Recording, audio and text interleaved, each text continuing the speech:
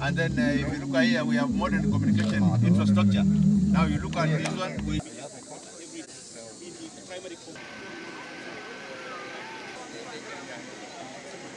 Stage and traveling in this direction.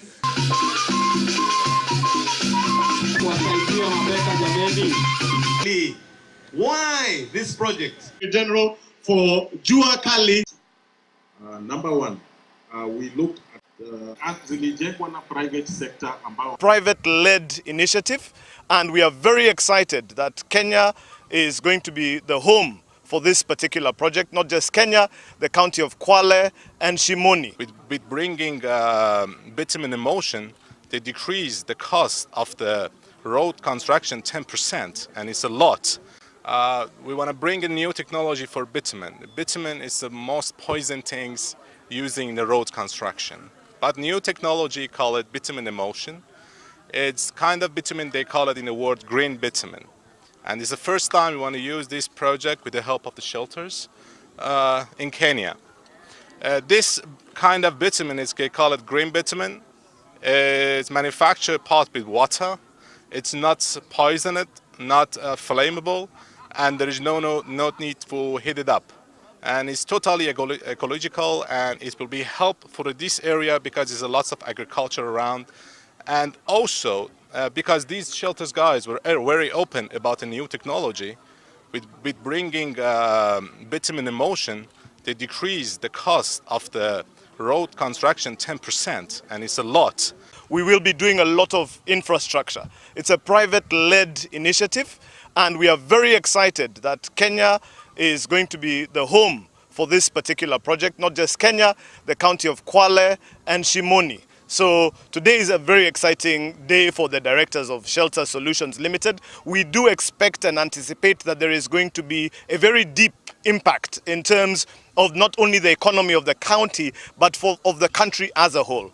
And we are looking forward to the rest of the day's events. I would encourage you to, keep your ears very open. We've longed for this day for 6 years. We've worked very, very hard. We do have the very best of agricultural contractors, of road contractors, of power generation engineers.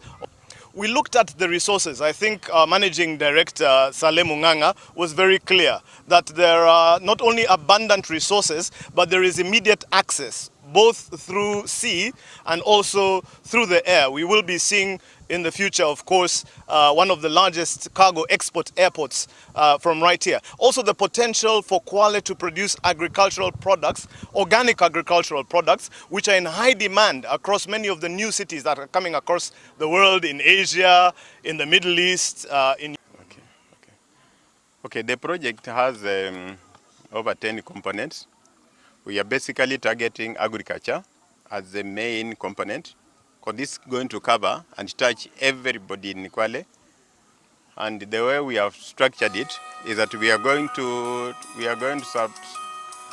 supply power and water to the locals, because 3/4 of Kwale County is dry. Now, for us to be able to have the raw materials for our factories, we intend to supply water for irrigation. So that is the first component. Second component is water and power generation. And now we looked at our rivers. Sometimes our rivers dry up. And Kenya has been relying mostly on rivers for dams, for water and power. But now our technology, we've changed our technology to use the water that will never exhaust, which is what is just next year. That's why we brought this project closer to the sea. So we are going to use seawater. We clean it for local consumption, that is domestic, and for irrigation. The same process. In the process of cleaning that water, we are going to generate power. So that power is what is going to be used in all the installations within the project area, including powering the industrial park. We are going to require about 10,000 megawatts of power, which is not easy to generate locally in the country, using the available other sources. That's why we decided to go for desalination. Desalination has been so expensive, and that's why it has never taken probably root in Kenya, But our process is we are going to generate the same power that has been a problem to other investors who have been wanting to set up the same plants in Kenya. So since we are generating our own power, then we have sorted out the issue of cost of running a desalination plant.